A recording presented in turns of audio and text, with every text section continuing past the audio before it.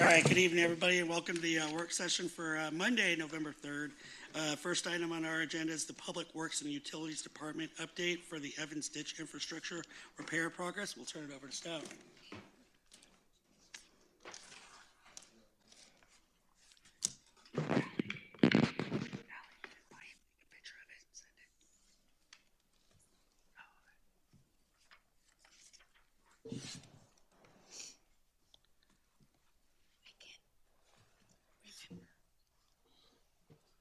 Yes, Mayor and Council, tonight for the council's consideration is really just an update with everything that we've got going on with two ditch repairs, one being at 49th Street and then one being along 42nd Street. So since the spring, we're moving through design. We're finishing that. We'll have another business item for you guys to consider tonight for a contractor to go along with the ditch repair at 49th Street. And then since the end of September, we've been working through diagnostics of what is causing the failure on 42nd Street, but also what is the extent of that failure, and therefore what is the scope of a repair we're going to be looking at. So I've asked Ty to put some information together that will walk you through each of those ditch failures, the progress that we're making, and then what we're working towards for a March 15th, 2026 opening for the ditch. So Ty, I'm gonna go ahead and turn it over to you. Thank you, Cody. Ty Boreski, Public Works and Utilities Director. I'm going to jump into the 49th Street ditch culvert repair first. That's the one that we are moving on quickly here. 42nd, we're still going through procurement, but we do have some updates that Council has not heard yet. So as a reminder, and maybe for those listening who are not familiar, when we talk about the 49th Street culvert repair, we are specifically discussing, let me get my laser going, this area of the Evans Ditch where it crosses under 49th Street. We had a culvert at that location that was existing. Apparently, quite a few years ago, half of that culvert was replaced after a failure, leading to the inevitable failure of the other half that was not replaced at the time. So looking at how we move forward on this project, I know that you all have probably gotten some complaints about us cutting off 49th Street. I know I've had many calls, and part of the reason for that is just the complexity associated with this culvert. So this location is a huge utility corridor for a high pressure gas line, for our wastewater force main. And I think after the failure, when it initially happened, I gave an update to this council, and I said we were going to look at options to reroute the ditch around it, make the repair quickly, and then, kind of shuffle things around, get the water back flowing. Based on the utilities and the engineering work, that was infeasible. So we closed off 49th Street. We opened up a trench to make sure that there was no pressure pushing down on that failed culvert, and we ran water through the end of the season. All kind of behind the scenes, we were doing engineering work and laying the groundwork for the construction. So looking at the design of this project, first and foremost, we need to consider water conveyance of our non-pot system. We have a decree as part of our town ditch, and we need to make sure that when we put infrastructure in, we are building it to support our decree. We don't want to give any signals to the state that we are interested in taking less water than we are currently allowed to take. That is not the type of infrastructure messaging we want to give. On the other side, the Evanstown ditch is a historic ditch. Today you try to keep stormwater very separate from irrigation ditch systems. However, whenever we're talking about infrastructure from the past 100+ years, there is going to be a level of stormwater conveyance associated. We've even found that some of the 49th Street and county roads have actually used the ditch as the primary source of stormwater mitigation. So we're kind of continuing to do some work to figure out what we can do related to the stormwater coming in, because the more stormwater that comes into that system, the less control we have. However, as part of the design, we wanted to make sure that we had an allowance to handle stormwater as it exists. What we really want to avoid is any failures, because we undersize this, not taking into account the reality that stormwater does in fact flow through this. And the last thing I kind of want to mention here is this last point. We are investing in this piece of infrastructure, and so we really want to make sure that we are protecting it in the long run, and we are not doing redundant work, especially with our plans to improve 49th Street in the near future.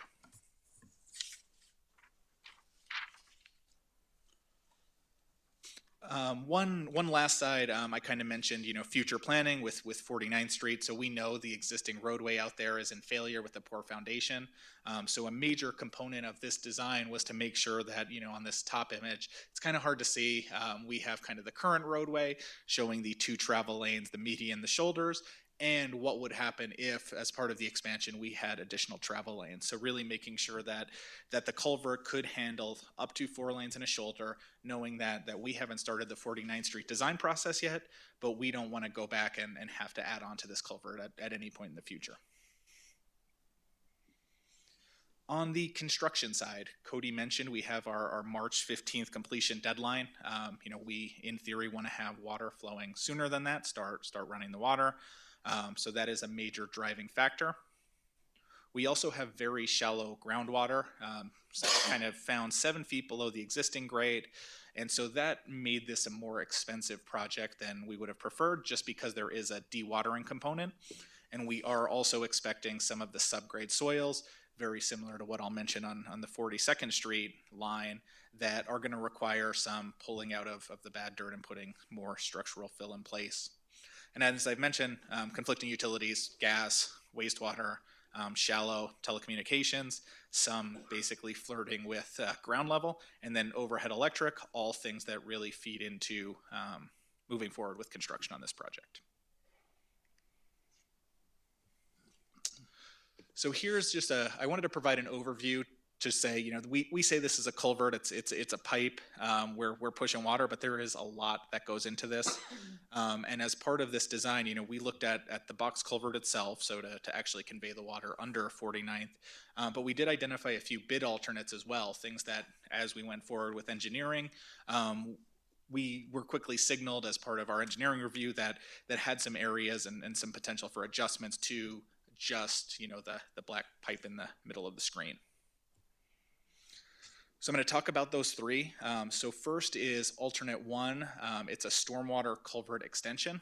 So currently, to kind of get your bearings, here's the ditch running from kind of top to bottom of the screen. Here is the north side of the ditch, and this is currently it's a roadside ditch along the north side of 49th.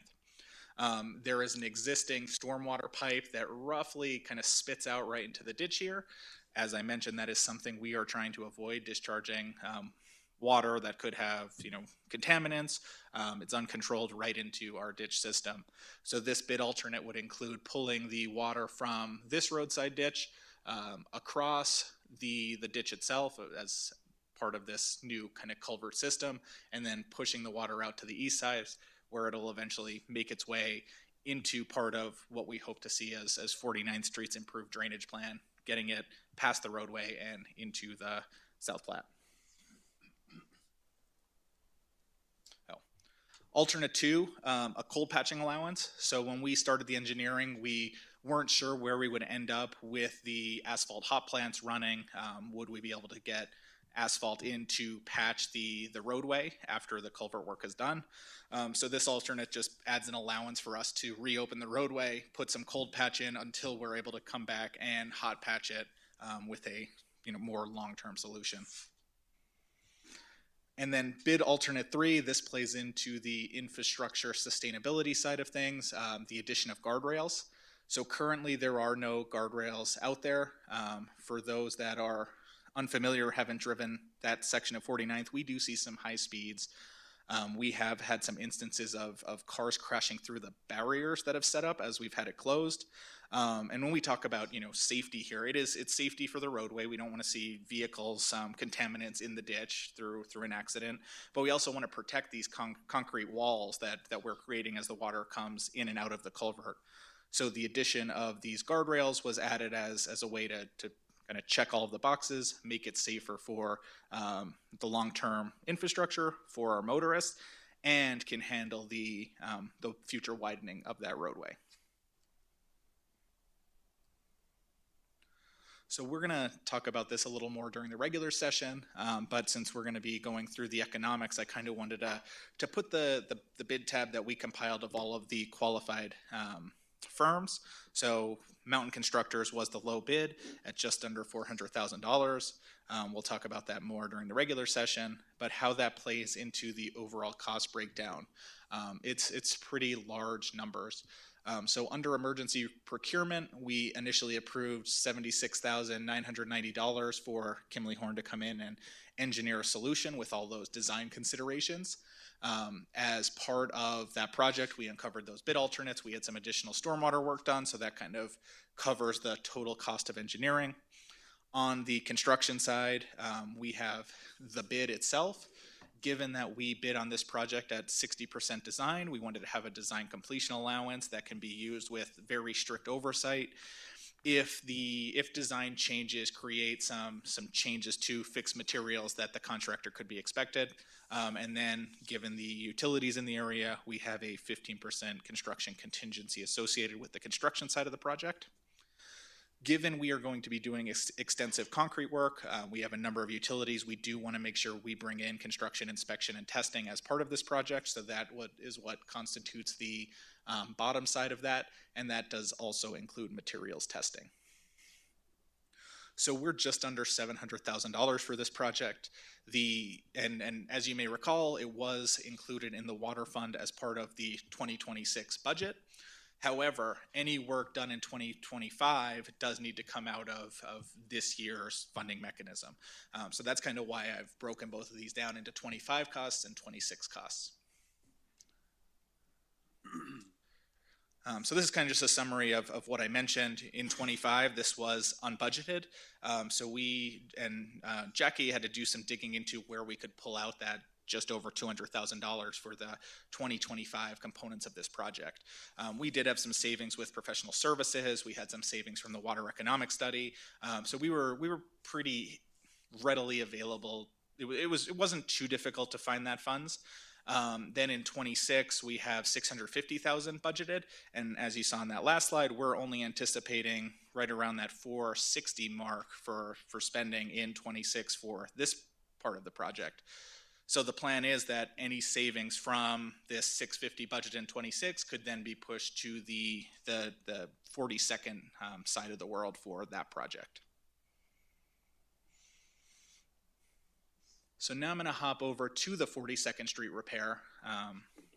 And so I know we've gone over this one a few times, but to get your bearing straight, we have the Evans Ditch on the left side of the map here near Belmont. The ditch continues along 42nd Street, basically between Belmont and the highway. The railroad's over here. And then we have Carson is kind of it's a pretty major component of this project because it represents a lot of the changes between old infrastructure completely ignored and some minor Band-Aid work. So we have a headgate pulling off of the ditch here. That headgate failed 5 or 6 years ago. I talked to James, who's kind of our city ditch rider. He's the one responsible for the bulk of our non-pot system. And he said he brought that to his leadership at the time, was told we don't have the money to support it. And then he went in a few days later and shoved the biggest pipe he could through the failed culvert. And that's how we've been running water ever since. There's no automation. There's no measuring structures. There's, it's probably undersized given the failure I was told about. But that's kind of where the problems begin. As you work your way towards the highway, we have, I believe, one failure in here and another over here. So those are corrugated metal pipes set in very sandy soil. So what we believe happened, we think they rusted out. We think there's been shifting causing failures at the joints. Basically, from the beginning, we knew we would probably be replacing from the headgate down to somewhere around Carson Ave. As we look between Carson Ave and the highway, at some point in the past, the city put a cure-in-place liner. So that's a technique you use when you have a failing material. So we had the corrugated metal. We sent a resin through it that expands to the pipe lining. In theory, gets you a few more years. Robbie with wastewater said he TV'd that line quite a few years ago, probably just 4 years after they did the cure in place lining, and he said it was already looking like it was pretty rough. So we really don't know what to expect on that section.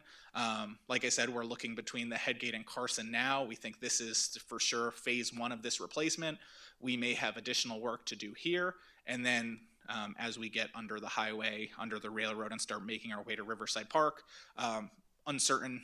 Need to do some CCTV work, which was just filmed last week. So I have some tentative updates from the crew, nothing really substantial yet, but I'm expecting that full report of the conditions either this week or the beginning of next. So much like the 49th Street culvert on 42nd, we have the same kind of consideration. We need to make sure we're considering the water conveyance demand. While we don't need to run the full ditch decree to East Evans, we do have sizable users, including Riverside Park. So that needs to be considered as part of the design. We do have some stormwater conveyance, minimal compared to 49th Street, given that it currently doesn't daylight, so we may have some stormwater infiltration at the headgate, but we need to be sized to handle what we can expect working its way through that was unplanned at the headgate and we were unable to dump. This is a great opportunity for us to look at the headgate that I said has no automation, is probably undersized, was really band-aided together, and make it a proper structure that we can adjust. Instead of having our non-pod guy James out there multiple times a day, we could have it automated, so when it hits certain levels, it's ensuring that East Evans and Riverside get the flow that they're expecting. And then, like I said, I have some pretty scary numbers in the following slides, and I think that just kind of plays into we're not fully sure of the extent of the damage. We see how bad it is in this first segment from the headgate down to Carson. We know that there's some lining in place. My real question at this point is how much life can we expect to get out of that lining? It's probably past end of useful life, but in terms of phasing this project, knowing under the railroad, under the highway could be something that takes a lot more planning than areas under our full control. We need to just figure out what our timeline could look like. Just like with 49th, we have the same deadline. We need to make sure our customers have water when the ditch historically flows. While we may not have a permanent solution in place, we could look at potentially doing an open channel temporarily and then phasing it into following years. It really just depends on what we find as part of this. Cody has given me the direction that we need to make sure water is running, and we will make sure water is running. The solution is to be determined. Whether we're doing a temporary open air ditch ourselves, flowing it under the highway for now, and then coming back later and doing a pipe project. Everything is on the table, but that early March date cannot be missed. As I mentioned with 49th Street, we do anticipate unstable soils. Our engineering team went out to this failure and they were surprised to see a pipeline with bedded in nothing but sand. So if we go forward with putting pipe there again, we will have to pull out a ton of dirt and bring in a bunch of fill material to properly set the pipeline. There's also a possibility that as we replace one section or the damaged sections, that it causes downstream failures. I'm actually kind of expecting that. Potentially up to, we have an open air gate along Carson. There is some potential that could be a stop point, but I just want to prepare council that as we pull that pipe out, as we disturb things, there is a chance that even if we find that some of that line portion is savable, can last us a few years, it may get damaged just as we're moving things around. So something to be aware of. And then as we start looking towards Riverside Park, towards East Evans, that's when we start getting into the traffic control side of things. That's when we're working with CDOT. That's when we're working with the railroad, and those are timely or time intensive, and they take the control out of our side of the world and kind of can force us to wait a long time. As you may recall with some of the East Side and State Street project, the railroad permitting was one of the longest timeline items that popped up. It's a pain. It adds some significant expense, and then there's some significant expense in monitoring as you actually work under the railroad, for example, itself. So just like with 49th Street, this was an unbudgeted, unexpected failure. Although hearing kind of some of the long-term negligence, I think, on this system, it maybe is somewhat expected, although unbudgeted. However, in 25, we do have some engineering costs to potentially use for this. So we have a combination of 25 professional services and some savings from our NISP accounts. So that can kind of help cover us starting to dive into the engineering of this project. And then in 26, this was not something we were aware of during council's budget retreat, so it was not a 26 item. However, we do have some savings that we think we'll be able to pull from currently. And, you know, if our year ends up a little less stressful than it did this year, we may cruise easily into 27 and be able to handle the burden of this emergency repair. So looking at the project cost, I have a lot of asterisks on this. Engineering is the one true cost that we can feel good about. That's kind of the high-end estimate. So basically, if we determine that the repair is a smaller portion of that line, our engineering costs will go down by that proportion. Right now, we're kind of planning all the way to the tail end of the highway is kind of what we've discussed with the engineering firm we're going to work with. So for now, that's kind of the price baseline we're set to. On the construction and construction contingency side, I have $500,000 as kind of an early placeholder, thinking that that's Headgate to Belmont, knowing we're going to pull a lot of sandy soil out, put a new pipeline in. That may be a bit low, depending if we need to do something temporary this year, like open channel, put a lining in, then come back and do the pipeline later. On the 2 million side of things, that's kind of where I think we could end up if we have to make our way to the far side of the highway and railroad. So as part of the engineering work, we are CCTVing all the way from the Headgate to Riverside Park. So we will have a full assessment, and then we will determine phasing from there. And then construction, inspection, and contingency, very similar, just difficult site conditions, currently estimated at 10% of the project value. So here's just kind of a view on the engineering scope. This phase one, that's where the initial failure is. When we get to Carson, that's where we're going to do the rest of the assessment. Basically, phase one, we know it's completely failed. It's just figuring out now how we stitch it together with the existing system, how we get water running. And then this was what I received this morning. I was hoping to get a little bit more from the company who did the CCTV. It doesn't really add a whole lot in terms of substantial changes or outcomes or direction for council or anything that helps you better understand this project. It's still very open-ended. Basically, the CCTV crews, we said, what did you see out there? Just give us a rough mock-up of did you notice anything out of the ordinary? And what they said is, well, we noticed 2 spots where it collapsed. We noticed some significant roots in the areas that hadn't collapsed to the west of Carson. So all areas we plan to review. We do have 2 pipes under the highway and the railroad, which does give us a little bit of potential flexibility in some of this phasing. So that's good to know. I did find it interesting. Their kind of notes were that basically as we go towards the highway from Carson, everything was underwater. So we are probably seeing either some groundwater. We haven't had a whole lot of storms lately, but it is most likely a low point as we ran the pipe under the highway. So I'm hopeful to have really substantial information for council soon on what they've identified the condition is, how urgent phase one of this repair needs to be, and then we'll start working on the following phases if we're given the gift of time. So those are all my comments. Happy to open it up for any questions, and I can bring the specific maps back up.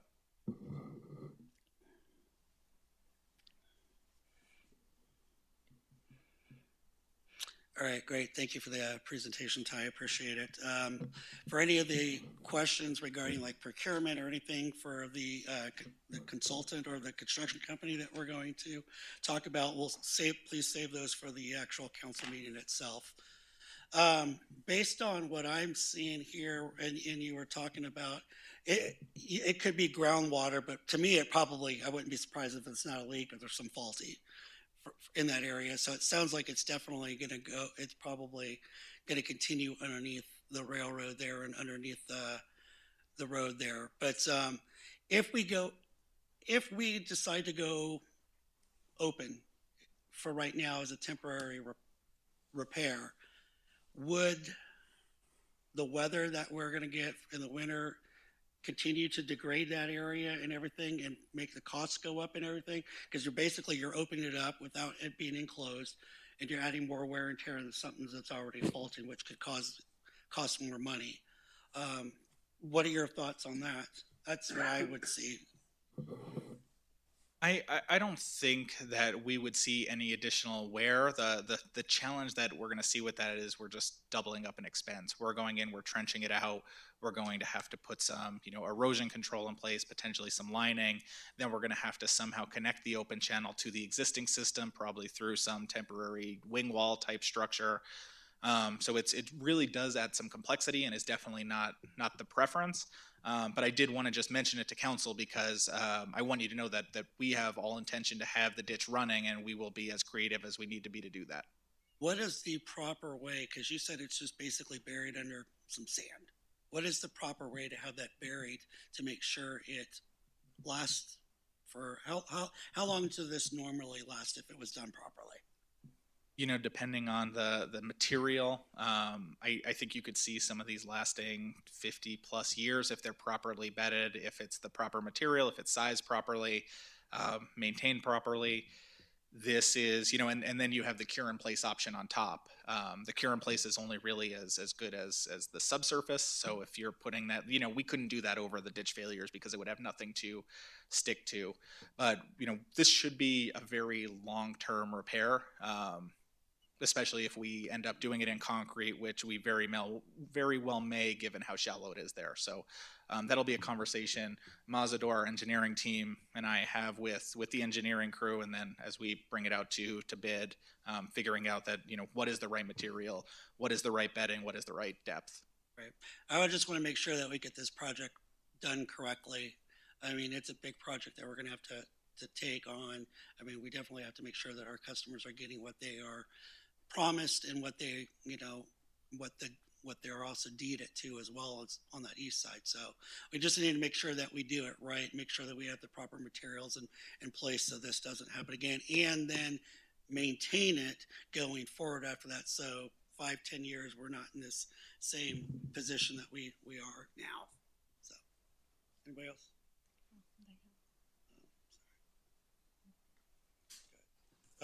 Councilmember Delaney. I don't know why we're using this. Thanks for the presentation. Just a few questions. So you're talking about stormwater getting into the ditch water, and how on 49th, excuse me, on 49th you found that almost was the system, even though that's not recommended. So I guess my question is, as we move forward, when we move forward with the reconstruction of 49th Street, will that all be re-engineered to remove that as part of that project, even though it's a road project? Yeah, as part of our component of it, we would take the utilities and drainage very seriously. There is a small section that we don't necessarily have control over. We know the county does have some discharge points from their roadways into our ditch.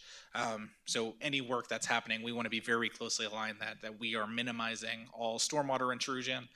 There were some questions brought up by the county. They thought that, there was potentially some handshake deals or maybe something that was written that we at some point accepted some of this stormwater from these systems. So we're still kind of in the exploration stage of how this happened. However, we just don't have control over it. In these big events, we just can't handle the influx of stormwater we see.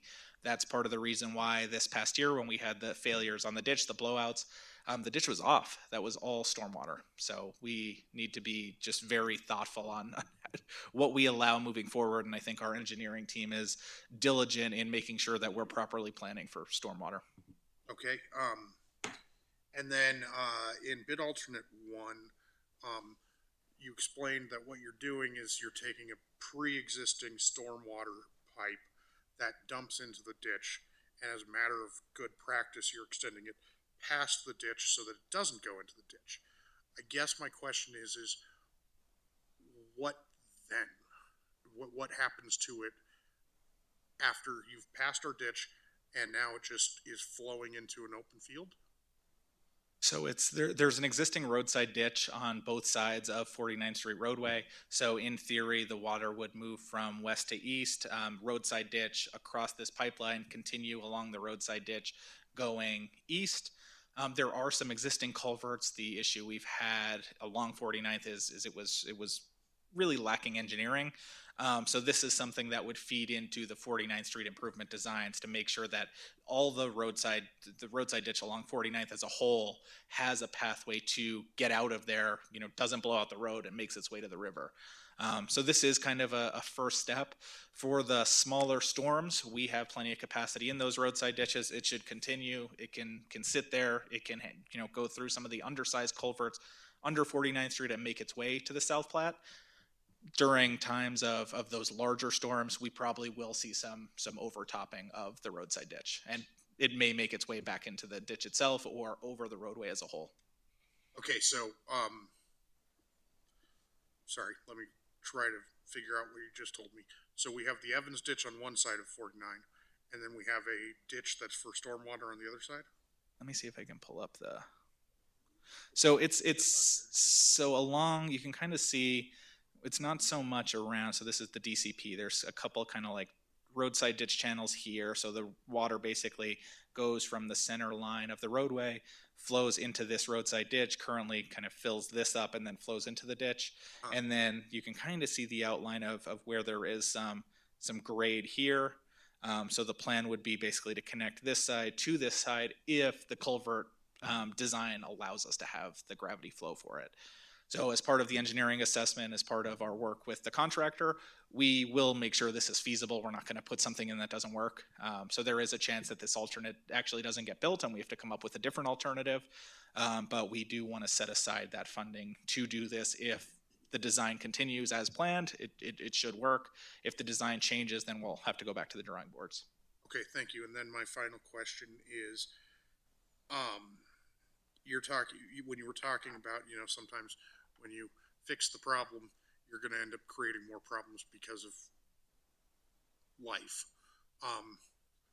That won't affect the March 15th opening of the ditch, will it? It can.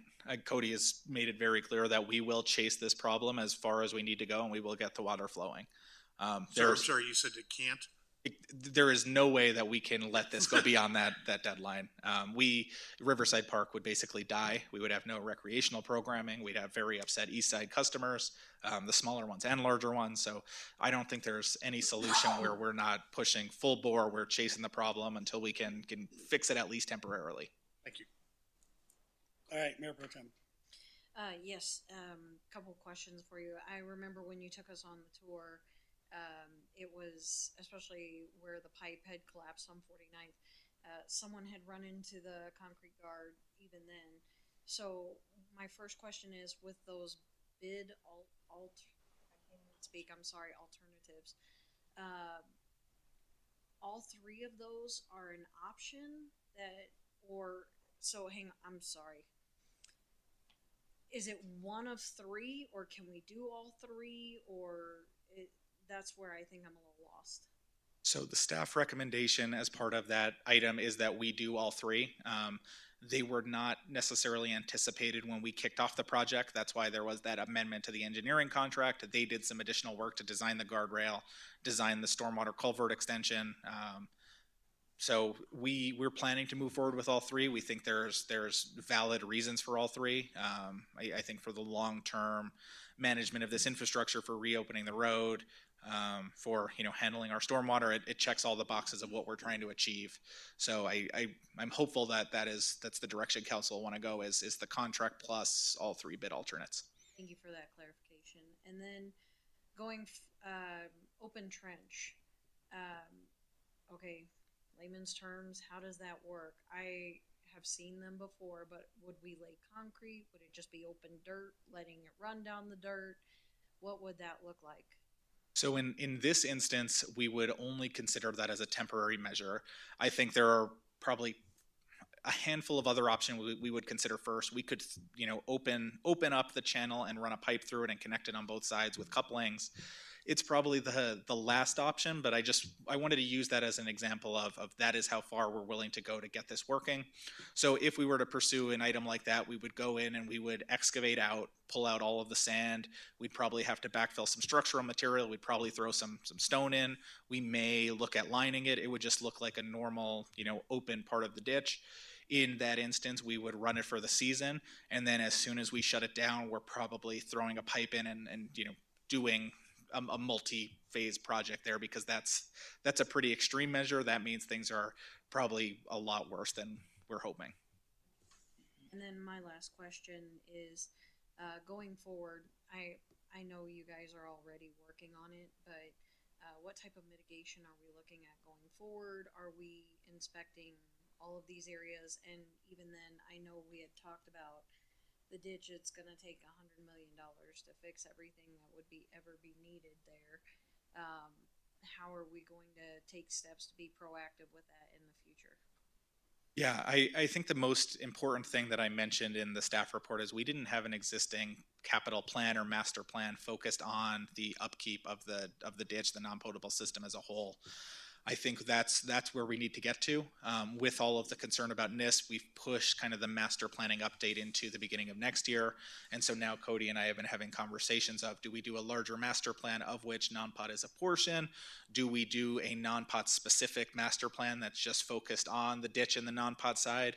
That's kind of what the guidance I've been given from some of the folks I've talked to in the industry, that we may get better benefit out of a really non-pot specific master plan focused on, pump station rehabilitation program, the open part of the ditch, helping us really define a proactive maintenance plan.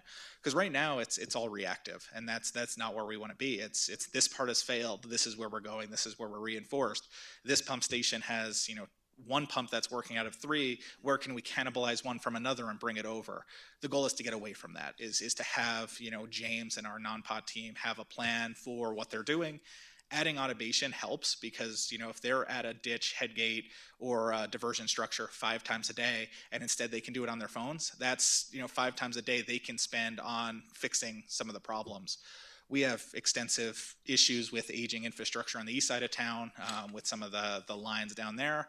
So I think it really does need proper planning. We need to include the CIP we come up with in our new rate study. We got to make sure that we're really considering the cost of our non-pot system, because it does provide a benefit system-wide, especially when we talk about Greeley's cap. So we need to make sure that, we are reflecting that properly in our rates and funding the capital improvements we need. So From an organizational perspective, one of the things that I'm also looking at is a change, especially to engineering, that will lead to capital improvement planning, having a formalized capital improvement plan for the city, not just for the ditch, but infrastructure wide, where we can go through, we can identify priorities, we can prioritize what is most critical at this point, and over the next 5-10 years. With that, use that capital improvement plan to revamp our capital budgeting process that is a part of the annual operating budget that we work on during the summer months. So with the capital improvement plan and then a revamped capital budget process, then we know, how much we need to be looking at on an annual basis for these repairs to really get out there and start tackling these system-wide across all of our infrastructure. But then that also gives us the opportunity to explore different grant opportunities, so we can take that financial burden as much as possible off the backs of the taxpayer. So those, organizationally, that's one of the big things I'm working on right now. Thank you. I appreciate your clarification. Councilmember Neal. Yes, Ty. You were able to get camera footage underneath 85 and past the railroad bridge, and you just have to take some time to analyze the footage. that's correct. It was done through a contractor. So they did that whole segment that I showed on the map between the head gate and, I think Golden is where the cutoff was.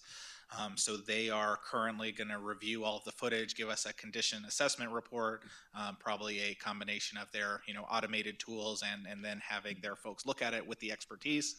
they'll bring that back to us, and from there we'll have some decisions to make on how we're doing this first phase, how long we could put off some of the other repairs. But I think we probably need to start planning, and as part of the revamped CIP process of having this whole section replaced. It is a vital part of our non-pot system. We need that to keep our the gem of our park system alive and functioning, our recreational facilities operating for recreational programming. So I want to make sure that we keep this on the front burner of capital needs. Do you think you'll be able to bring us back an update on that next council meeting or next work session? If we have enough info, we can maybe build it into Cody's city manager update and just give you an overview of what we found and go from there. Okay, thank you. All right, Councilmember Johnson.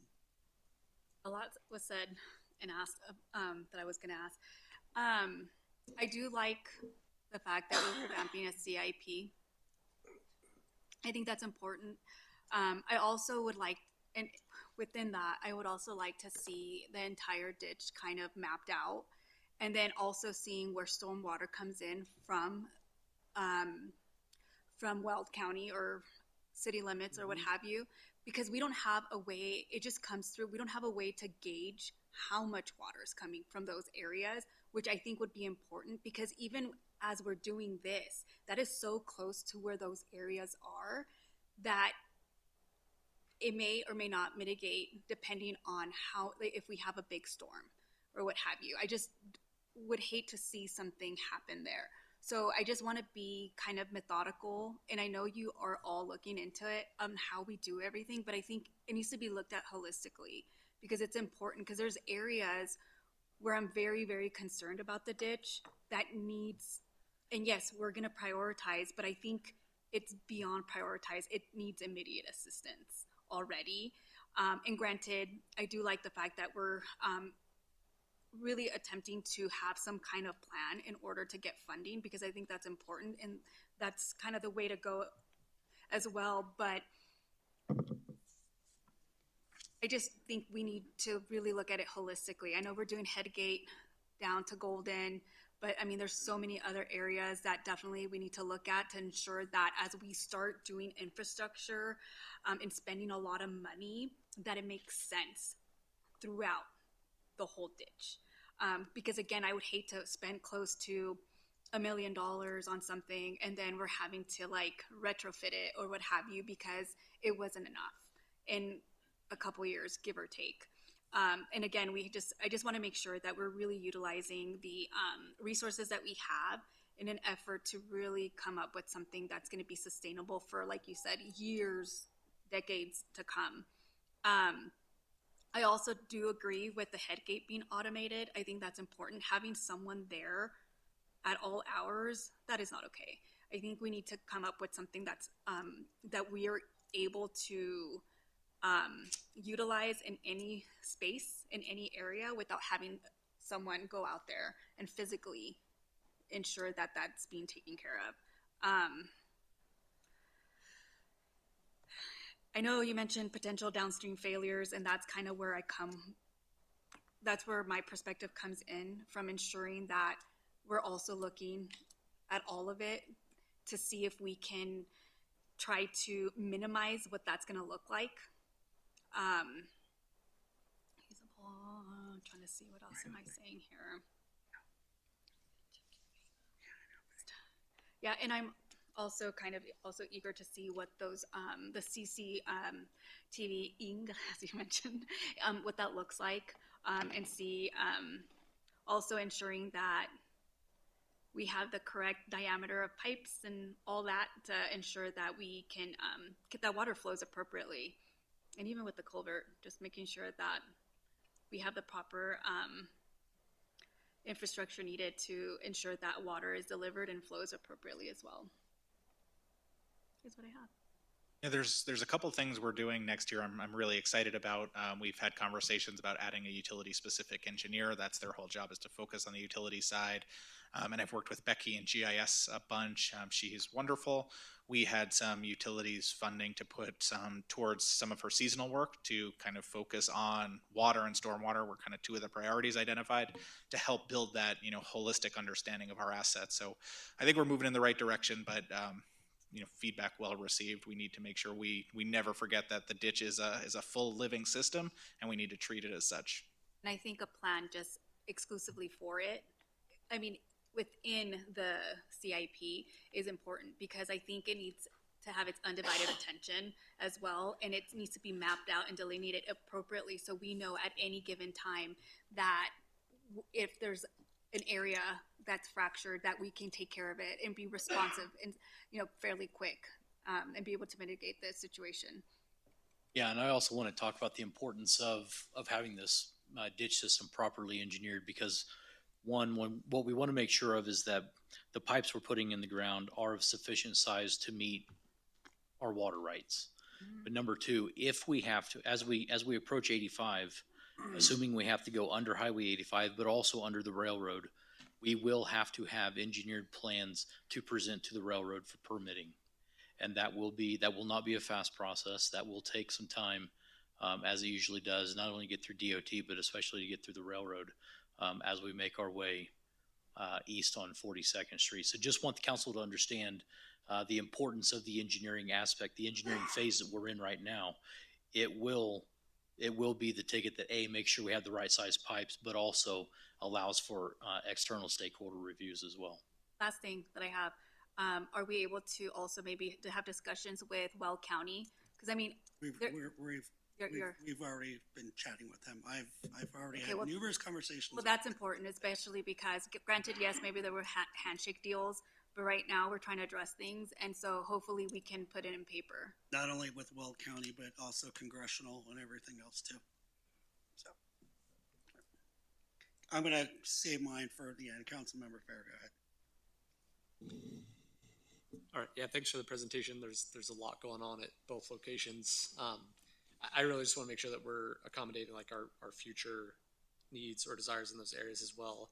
Can we go back to the guardrail image of the crossing there?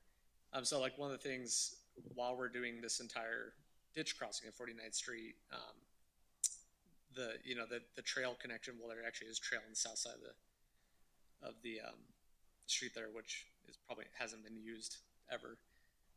But just for future accommodations there, like does that guardrail currently, would that like block where we could put in a future crossing or something like that? I just want to make sure we're thinking about like a potential trail crossing there at the surface level as well.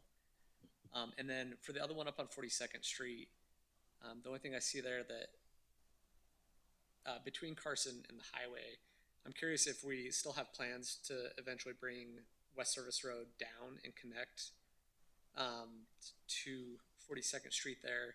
And so basically my question there is just if we do that pipe construction under there, would that also support a roadway, an additional roadway crossing at that location as well? Those are the only two conflicts I see. But Yeah, that's a good consideration. As we push forward with the engineering, we should at least make sure that if that is part of our future alignment, that the pipeline can handle that and it's properly laid. So I'll make sure I communicate that to engineering. appreciate it. Hate to dig up a pipe in 2 years that we just put in again. So Right. All right. So with that being said, since I don't see any more questions or anything like that on here, so to wrap it up, then what you need direction from us of what you would like for us to do, and that is the contract plus the 3 alternatives. Is that what you're seeking? Yeah, and that'll come. That's I think the recommendation in the regular staff item for the regular meeting. I think what I need from this is, and maybe more so, an understanding that we've hit some big unbudgeted items. I talked to Jackie, there is no budget adjustment because we probably won't have to get anywhere near reserves. But you've seen that there is huge uncertainty here. So it may be a multi-phase approach. It wasn't something Cody included in his capital needs number. And so this is kind of icing on that cake. And we're just going to keep seeing more of this. And we're going to do what we can to make sure it's done right. We're going to make sure that, we are very thoughtful in making these repairs. But yeah, I want to say that these are one-offs, but given the state of our non-pot system, I think we may have this conversation a few more times. Awesome. All right, well, thanks for the great presentation. Look forward to hearing more about it in the regular council session, and we'll go from there. So, thank you, appreciate it. Thank you. All right. Well, that was our only item on our work session agenda, so we will get promptly started at